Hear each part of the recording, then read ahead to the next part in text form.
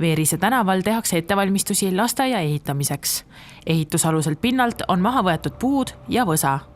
Riigihanke tulemuste põhjal sõlmis Tallinna Haridusamet möödunud aasta detsembris ehitusfirmaga lepingu lasteaia ehitamiseks.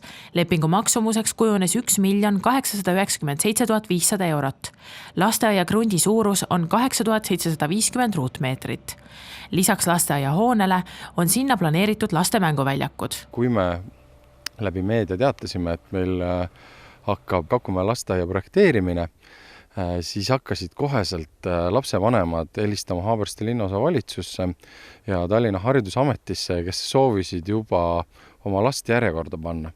Et tegelikult see kõnede tulv ja e-mailide tulv näitas seda, et see huvi on väga suur ja ilmselgelt see lasteaed saab 100% täidetud siis 2017 aasta sügisel juba. Haabersti teistes asumites puuduvad seni oma munitsipaallasteaiad, kuid nende vajadusele viitavad mitmed asumites tekkinud eraettevõtlusele tuginevad lastehoiud.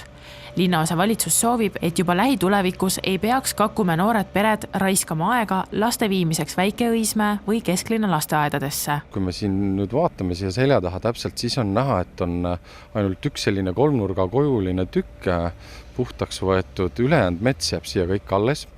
Jääb ilus metsa- ja õuala meie lastele, nii et ei võeta kogu metsa maha ja ikkagi Kakumäe on väga roheline piirkond, nii et rohelust jääb siia päris palju alles ja seda lasteaeda projekteeritigi just väga täpselt selle detailplaneeringu järgi, kus oli ära märgistatud ka ilusti väga väärtuslikud puud, nii et see maja lahendus ise tuleb juba tänu sellele huvitav, et on sellised siksakid sees, et just on püütud hoida maksimaalselt väärtuslikku haljastust. Detailplaneering sellele maa-alale koostati juba 2005. aastal.